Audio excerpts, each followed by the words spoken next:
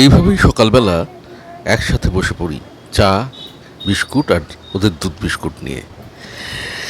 আমি চা খেতে শুরু করলাম।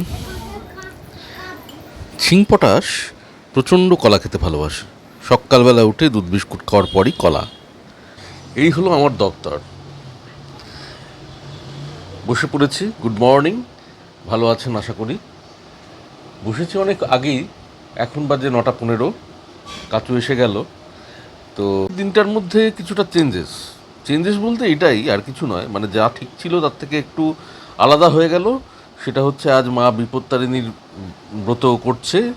মানে আগের দিন তো মঙ্গলবার প্রথম দিন করতে পারেনি, শরীরটা খারাপ ছিল, আপনারা জানেন। এবং বলেছিলাম আপনাদের যে মা বিপত্তারিণীর ব্রত করবে, আর সেই দিন আমরা পরোটা খাবো রাতে, পরোটা আর সাদা আলু চচ্চড়ি, ওই সেই কালো জিরে দিয়ে। তো যাই হোক, সেটা একটু চেঞ্জ হয়ে গেল। মানে কথা ছিল যে সকালে আমরা লুচি টুচি খাবো না, কারণ এই প্রচণ্ড গরম বা ওয়েদার চেঞ্জেস। তো এর মধ্যে শরীর টরীর খারাপ হতে পারে, কারণ আমাদের মেলা করতে হবে, শ্রাবণী মেলার ব্যাপার আছে, এবং সেখানে রাত জাগার ব্যাপার থাকে। এবং প্রত্যেক বাড়ি আমাদের হয় কি, মেলার আগে আগে বাড়িতে ছেলে দুটোর শরীর খারাপ হয়, আমাদের শরীর খারাপ হয়। সেই কারণে লাইট খাওয়া, মা বারবার বলছে এরকম করিস না। তো মায়ের কথা আপাতত শুনছি এবং বুঝতে পারছি, কারণ এবারে মেলাটা খুব গুরুত্ব দিয়েই আমাদের করতে হবে। সেই কারণে মানে প্রত্যেক বেলাবারই সেই গুরুত্ব থাকে, কিন্তু শেষ পর্যন্ত গুরুত্বটা একটু হ্রাসই হয়ে যায়, কারণ শরীর খারাপ হয়ে যায়। কিন্তু এবারে করতেই হবে, এরকম একটা ব্যাপার আছে। ফলে আমরা সেটা চেষ্টা করছি যে যতটা সুস্থ থাকা যায়, তাই মায়ের কথা শুনছি ভালোভাবেই। কিন্তু মাই আজকে হঠাৎ সকালবেলা বলল যে আজকে জলখাবারটা লুচি করে ফেলুক। তো সেই হালকা খাবার থেকে, যাই হোক, লুচি খুব একটা রিচ ব্যাপার নয়, তবু ভাজাভুজি তো তো সেই লুচিতে রূপান্তরিত হয়েছে, ভালোই লাগছে। লুচিও দারুণ পছন্দের। মানে তখন ধরুন ক্লাস 3-4-এ পড়তাম, মামার বাড়িতে যেতাম, মামার বাড়িতে আমাদের প্রায় মানে প্রত্যেক দিনই জলখাবার হতো লুচি। হ্যাঁ, তো গিয়ে আর প্রচুর লুচি খেতাম, প্রচুর লুচি। মানে সেই বয়সে ক্লাস 3-4-এ যখন পড়ি, তখন নেশায় মানে ঝোঁকে পড়ে আর কি, চিন্তা করুন 20টার ওপর লুচি খেয়ে ফেলতাম। তবে বানিয়ে দিত ছোটো ছোটো, এটাও একটা ব্যাপার। কিন্তু ছোটো ছোটো হলে কী হবে, 20টার ওপর লুচি একটা ওইটুকু ছেলে, চিন্তা করুন। দারুণ লাগতো। আর মামার বাড়ির রসগোল্লা, এসব গল্প একদিন হবে। আজকে এই নিয়ে বসেছি আর কি, লুচি খাবো, এই আনন্দে আছি। চলুন একসঙ্গেই মানে দেখা যাবে, যদি পারেন খেয়েও নেবেন। আচ্ছা, চলুন আজকে চলে আসি যে আজকের দিনের যে ঘটনাগুলো একদিন, মানে যেটা আমি শুরু করেছি, আপনাদের কেমন লাগছে কিন্তু এই বিষয়টা, মানে জাস্ট পার্টিকুলার এই বিষয়টা সম্পর্কে জানতে চাইছি। যে আমি যে এই দিনের ঘটনার কথা অতীতের পাতা থেকে তুলে তুলে এনে আপনাদের বলছি, শেয়ার করছি, সেইটা আপনাদের কেমন লাগছে। বাবার ছবি ভালো লাগছে অনেকেই জানিয়েছেন, এবং ভালো লাগারই কথা। আরও আরও আরও কমেন্ট আশা করছি, আরও কমেন্ট আশা করছি।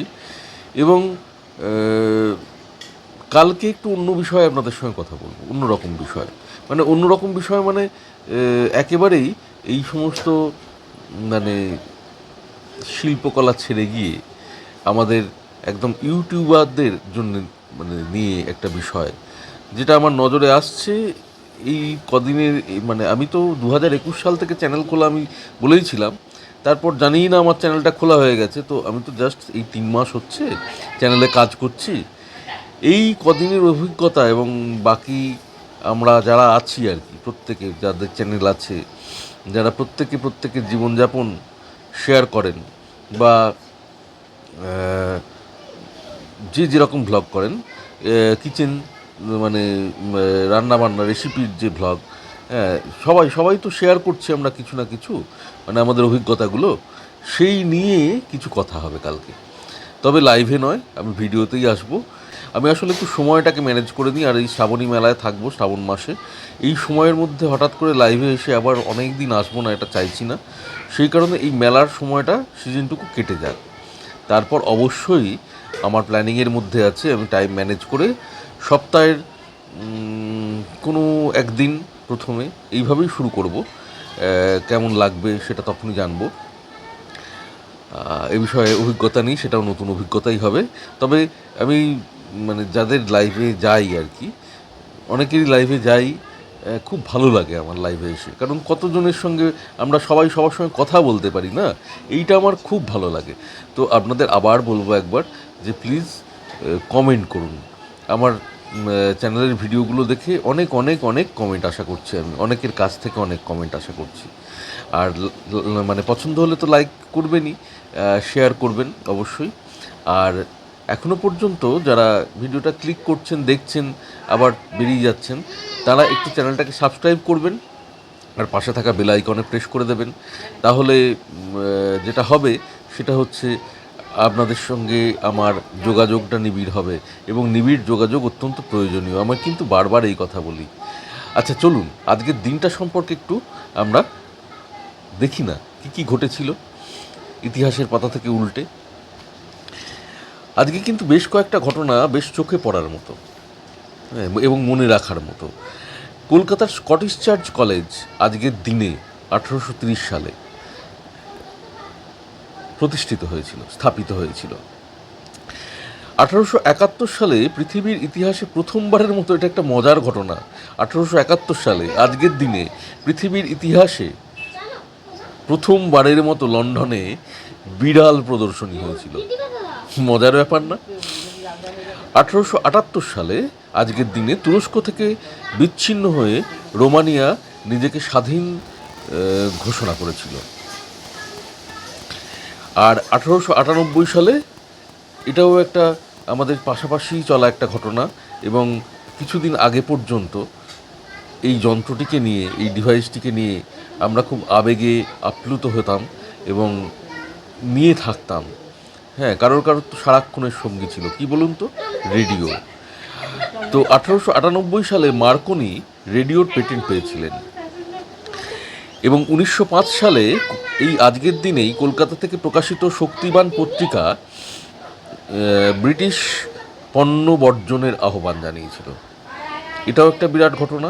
এর পরের যে ঘটনার কথা বলছি সেটাও একটা বিরাট ব্যাপার।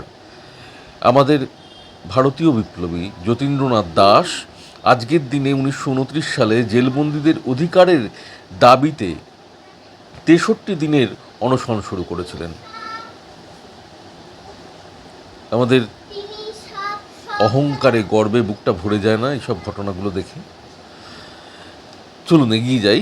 1933 সালে আজকের দিনে নাৎসি পার্টি ছাড়া জার্মানিতে আর কোনো রাজনৈতিক দলকে, আর সমস্ত রাজনৈতিক দলকে নিষিদ্ধ ঘোষণা করা হয়।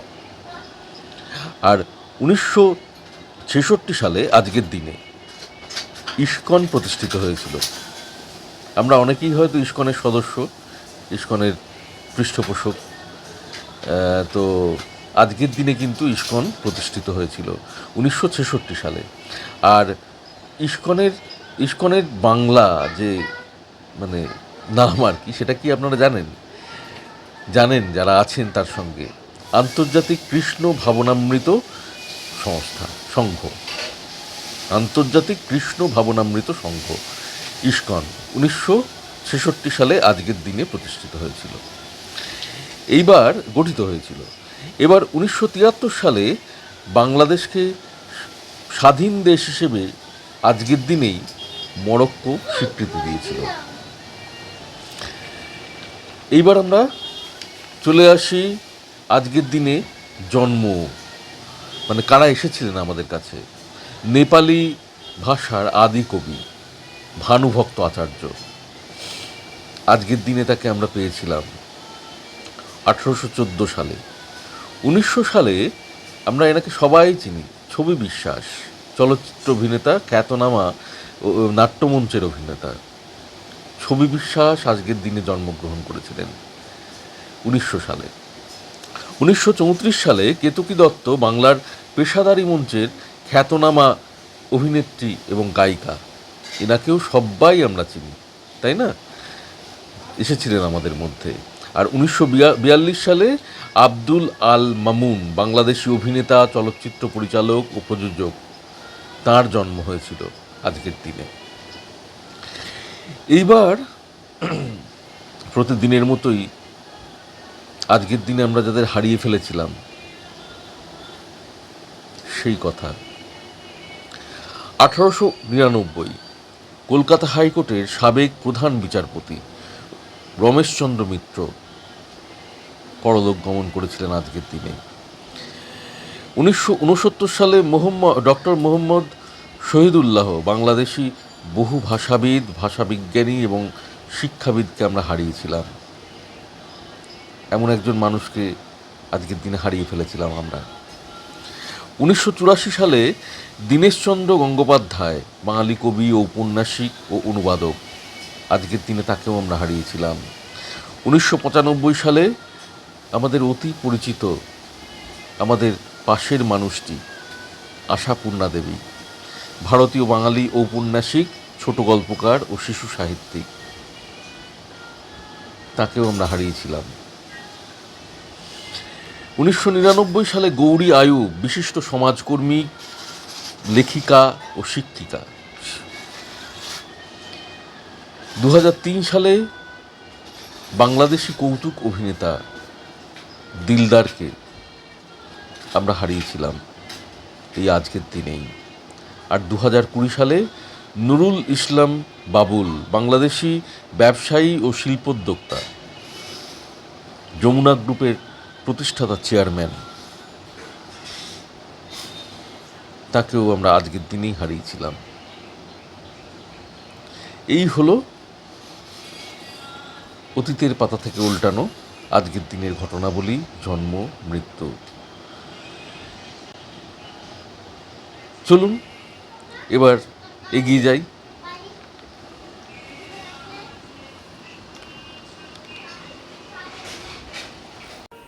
চলে এলাম রান্নাঘরের উদ্দেশ্যে।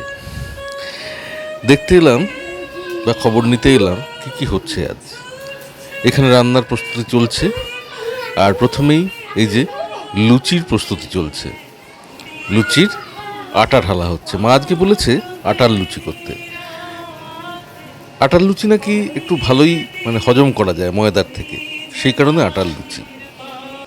আর ছিংপটাশ রাস্তার ওপর রেখেছে ডবল ডেকার। ছিংপটাশ লুচি বেলেছে দেখাচ্ছে, আর এই হচ্ছে লুচি ভাজা চলছে এখানে। ও বাবা, এখন তো ছিংপটাশের লুচিগুলোই ভাজা হবে।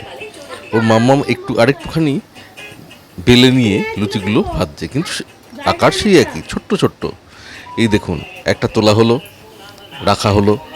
আর আমাদের বড় লুচি ওই যে বড় বড়। আর এই আবার একটা লুচি ছিংপটাশের, সেটা তোলা হচ্ছে। বাহ, লুচি দেখলে আনন্দই হয়। বাপি বসে আছে এ ঘরেই, আর ও ঘরে এই যে আমাদের ঘরে মা আর কাচু রেডি হচ্ছে স্কুল যাওয়ার জন্য। কাচু এভাবে অনেকদিন আগে থেকেই নিজে নিজে রেডি হয়। আর এই এসে গেছে লুচি, ছিংপটাশ আর কাচুর, আর এটা আমার। আমি কাচুকে স্কুল দিতে যাব, তাই আমার জলখাবার চলে এলো কুমড়োর তরকারি আর লুচি। কুমড়োটা একটু ছিল, সেই দিয়েই তরকারি বানিয়েছে, অসাধারণ। আমি 6টা লুচি দিয়েছিল মা, আরও 2টো নিলাম। জলখাবারটা খাওয়ার পরেই কাচুকে দিতে যাওয়ার আগে বাপির ছবিগুলো নিয়ে আর একবার বসলাম আপনাদের সঙ্গে। দেখুন, আজকেও এর মধ্যে কোনো কথা বলবো না, সেই পোস্টার কালারে আঁকা দারুণ দারুণ ছবি।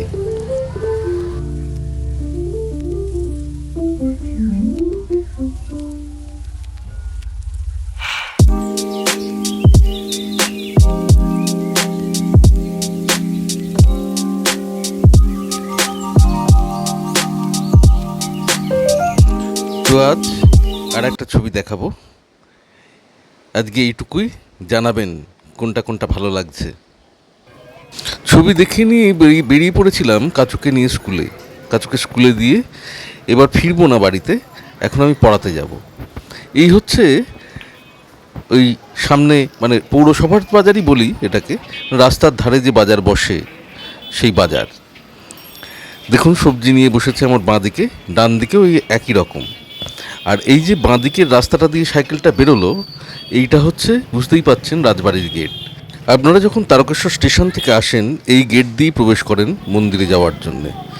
আবার অনেকে আরও খানিকটা পেরিয়ে গিয়ে, এগিয়ে গিয়ে সামনের কোনো গলি দিয়ে যান, কিন্তু এই রাজবাড়ির গেট দিয়ে এই সোজা রাজবাড়ি সামনে দেখা যাচ্ছে। আর বাঁ দিকে অসংখ্য দোকান, এগুলো সব স্টেটই করে দিয়েছে। আগে এরা ডান দিক বাঁ দিক করে বসতো। এখন ডান দিকের পুকুরটি খুব সুন্দর সংস্কার করেছে স্টেট থেকে, পৌরসভা থেকে, এবং সেখানে একটা পার্কের মতো বসা টসার জায়গা আছে। এখনও যদিও খুব একটা প্রচলিত হয়নি, তবে কয়েকজন মাঝে মধ্যে বসে থাকে দেখেছি।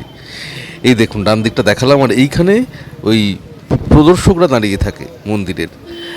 তারাই সাহায্য করেন মন্দিরে যেতে, কোন দোকানে গেলে ভালো মানে ঠিকঠাক জিনিসপত্র পাবেন আর কি। বাবার জন্যে ডালা, হ্যাঁ, গঙ্গা জল বা দুধ গঙ্গা জল। এই রাজবাড়ি পেরিয়ে আমরা ধরে নিলাম ডান দিকের রাস্তা। ডান দিকেও ধারে দেখুন এই দোকান। এই দোকানগুলো কিন্তু বহু পুরনো হোটেল, হ্যাঁ, হোটেলে নিরামিষ হোটেল আছে, হ্যাঁ, বেশিরভাগই নিরামিষ হোটেল। খুব ভালো ভালো মানে খাবার আয়োজনও আছে এবং খুব রিজনেবল প্রাইস। এই চলে যাচ্ছি, এগিয়ে যাচ্ছি। এই ডান দিকে যে গলিটা চলে গেল মনোহারিপট্টি, আর সেটা পেরিয়ে আমি আরও এগিয়ে গেলাম। এগিয়ে গিয়ে সোজা গিয়ে ধাক্কা মেরে বাঁদিকে ঘুরে গেলে মন্দির, আবার এই বাঁদিকে ঘুরে গেলাম এখান থেকেই। এখানেও দুদিকে দোকান আছে দেখুন, সারি সারি দোকান দুপাশে। অনেক পুরনো এই সমস্ত দোকানগুলো, এই বাড়িগুলো। এবং এই যে দেখুন কত বড় দোকানটা। এখানে সমস্ত রকম পসরা, আপনাদের মনের মতো খেলনা বাচ্চাদের, এবং শিবলিঙ্গ বা ঠাকুরের ছবি। এই এই এই বাঁদিকের রাস্তাটা দেখাচ্ছি, এখানে দাঁড়িয়ে আছে প্রদর্শকরা। এই হচ্ছে মন্দিরের, আর এইটা সোজা আমি বেরিয়ে গেলাম। বাঁদিকে আর বেগলাম না মন্দিরের দিকে, আমি ওখান থেকে সোজা বেরিয়ে চলে এলাম।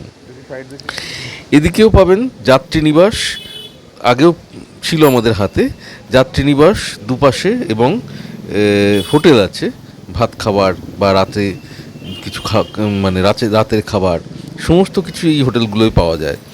আমি আবার বেঁকে গেলাম বাঁ দিকে, কারণ তারকেশ্বরে কালীবাড়ির মাঠের নাম শুনেছেন অনেকেই, সেই কালীবাড়ির মাঠের কাছের অংশটুকু দেখাবো বলে। আবার বাঁ দিকে মন্দির, আর ডান দিকে আরেকটা রাস্তা চলে যাচ্ছে সোজা। আর সেই রাস্তাটা গিয়ে সেখান থেকে আবার ডান দিকে বেঁকে গেলে থানার দিকে, আর বাঁ দিকে বেঁকে গেলে সেটা দেখাচ্ছে এক্ষুনি। চলুন, এই এগিয়ে গেলাম কালীবাড়ির মাঠের দিকে।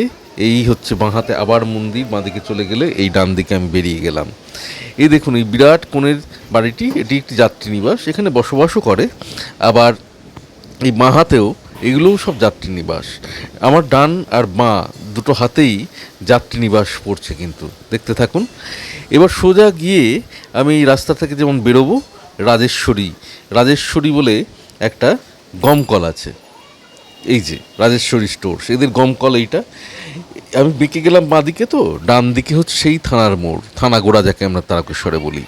আর আমি এখন যাচ্ছি পড়াতে যাব কোথায়? সেই আপনাদের দেখিয়েছিলাম বড় বাঁধ, সেইখানে, মানে ওই জায়গাটার নাম সইতে। তারকেশ্বর থেকে অনেকটা ভেতরে হলেও বনেদি গ্রাম, খুব ভালো গ্রামটা। ওখানে একটা দুর্গা মন্দির আছে। দেখুন আবছা হয়ে আসছে ক্যামেরাটা, এত রোদ চকচক করছে যে ক্যামেরার চোখও আবছা হয়ে যাচ্ছে। একটু জলটা ক্যামেরার হয়তো নিজেই মুছে নিল, এইবার মুছে নিয়ে দেখুন স্পষ্ট হয়েছে চোখ। আর এই আমার ডান হাতে পড়ছে সেই বড় খাল।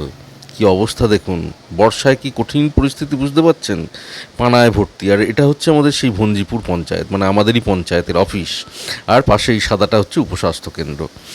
এই খালটার অবস্থা দেখুন, পুরো পানায় ভর্তি পুরোটা। এবার বর্ষা যখন হবে, সত্যি করেই পুরোপুরি যখন বৃষ্টি নামবে, তখন এই খালটা পুরো ভরে যাবে এবং চারপাশ থেকে জল এসে এই খালে পড়বে, এবং কোথাও জলটা যেতে পারবে না। এরকম কিছু ব্রিজের মুখে মুখে পানাগুলো আটকে গিয়ে জলও বন্ধ হয়ে যাবে যাওয়া, আর তারকেশ্বর ভরে যাবে জলে। মানে আমাদের হয়েছে এরকম আগে প্রায় 2-3 বার জলে ভরে গেছি, মানে এরকম জমা জলেই বন্যা হয়ে গেছে। এবং জল বাড়তে থেকেছে বাড়ির মধ্যে থেকে, আমাদের বাড়ি অনেক উঁচু, কিন্তু বাড়ির মধ্যে থেকেই প্রচণ্ড ভয় পেয়েছি। এই দেখুন সেই চায়ের দোকান সইতে যাওয়ার আগে যেখানে আমি দাঁড়াই। এবার চলুন, পড়ানো হয়ে গেছে, আমি ফিরছি। ফেরার সময় আপনাদের দেখাতে ইচ্ছে করলো ধান রোপণ করেছে, হ্যাঁ, জমিতে। সেইগুলো দেখাতে নিয়ে যাব। এই দেখুন ধান, এই দেখুন রাস্তার দুপাশে শুধু ধান ধান ধান। কি সুন্দর লাগে না সবুজ? আর এই সময় ধান গাছের রং কি সুন্দর হয়। দুপুরের খাওয়া দাওয়া কমপ্লিট, চলে এলাম আপনাদের কাছে প্রতিদিনের মতো।